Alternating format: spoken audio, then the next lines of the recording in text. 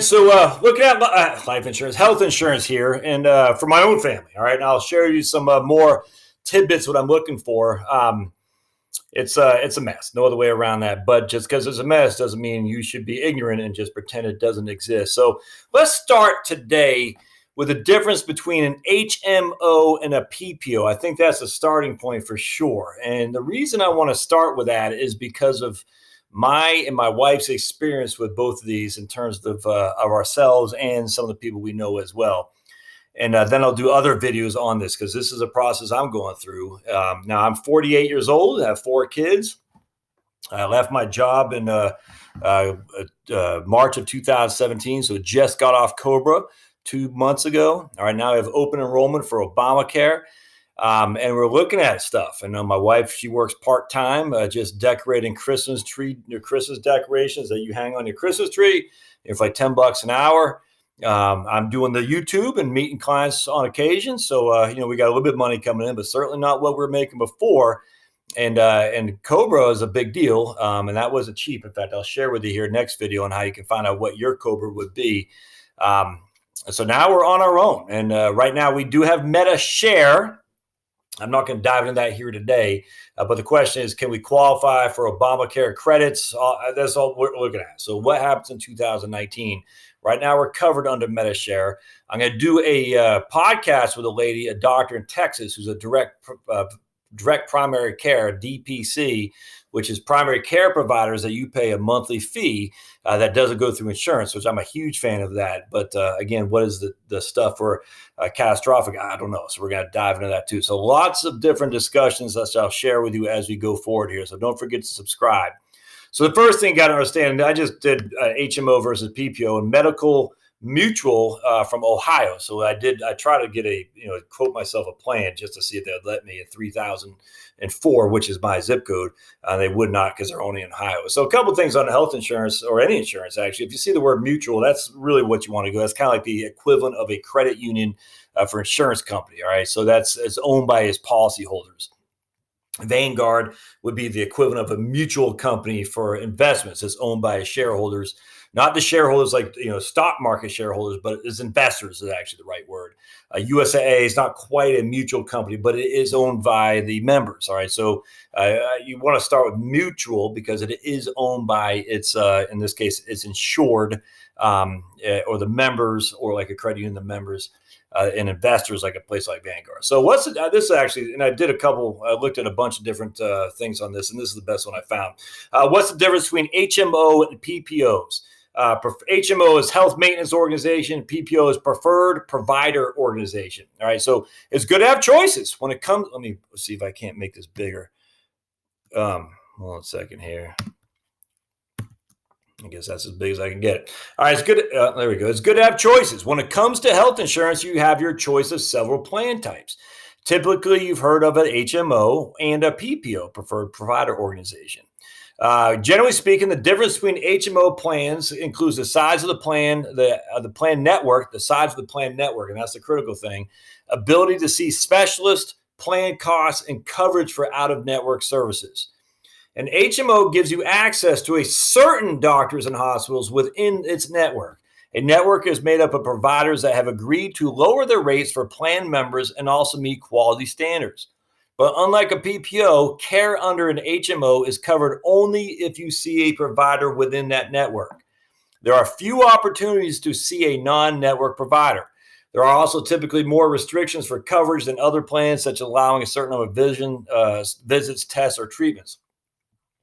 Some plans may require you to select a primary care physician who will determine what treatment you need. Some plans, you may need to see a PCP referral to be covered when you see a specialist or have a special test done.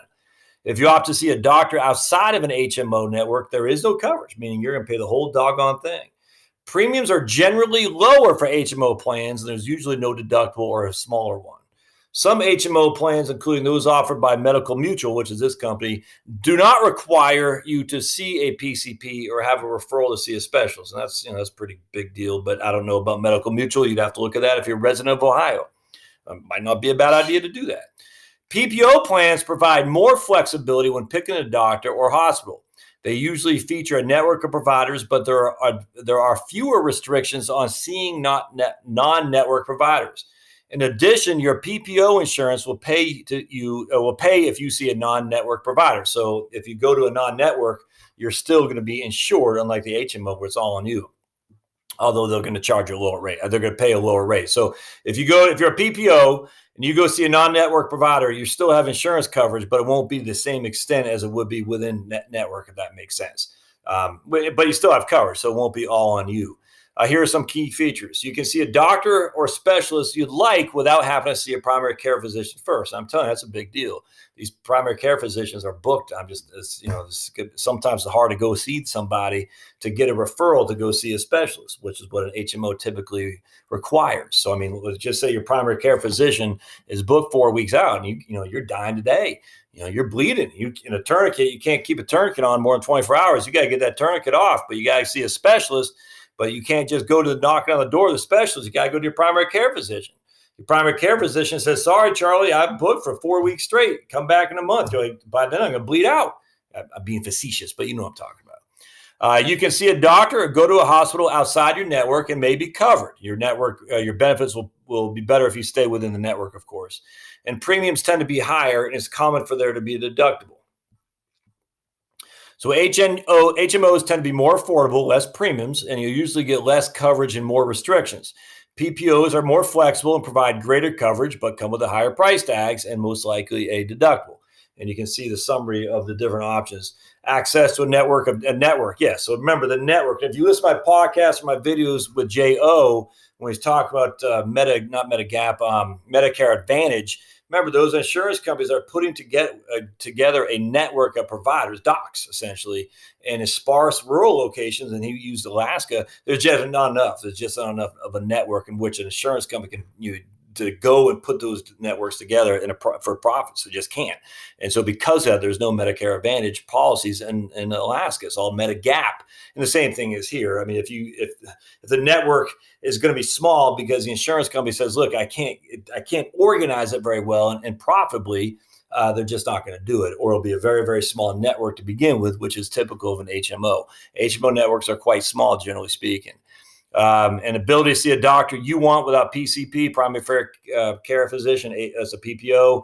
A referral from a PCP not needed to see a specialist. Again, that's a PPO. Low to no deductible or lower premiums. That's the HMO, and coverage for medical expenses outside of the network. And a PPO, that could be possible. Deciding between a HMO and a PPO. If you have a choice between these two types of plans, consider your needs, availability of HMOs in your area, and your income. If you're looking at an HMO, take a close look at the network to determine if the choices of doctors and medical facilities are enough to meet your needs.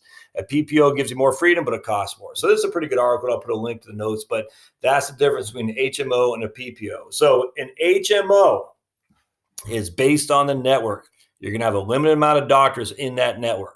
If you don't typically need to go see a doc, all right, or you just don't, or you just, for whatever reason, then that might not be a big deal because the premium is going to be significantly lower than a PPO. And on top of that, you just don't go there that much anyway. If like we have, we're seeing docs all the time because kids and stuff like that. So generally speaking, the PPO will be preferable for us even at a higher premium because we're in there quite a bit. Now that might be the instance where the insurance, having insurance it provides you to go see the doc more, so because you have insurance, like, well, I better use it. I don't want to lose it, essentially. But yeah, at the end of the day, I don't know. But that might be the way the insurance is incentivizing us to go actually see the doctor more. You got a sore throat. We're going to the doctor. It's not quite like that, but you know what I'm saying. I mean, you got a sore throat. We better use our insurance and go to the doctor. That's usually not a good use of insurance. Insurance is supposed to be for catastrophic coverage, but be it as it may, that's the difference there. So I hope you like what you see. Stay tuned for the next one where I'm going to show you how you figure out what your own COBRA payment would be. It's actually quite easy. So stay tuned and don't forget to subscribe. Thanks, now.